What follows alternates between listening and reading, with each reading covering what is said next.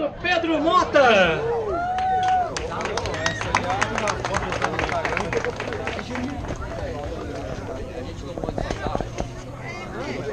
Muito bem, segundo colocado Pedro Mota chegando aí.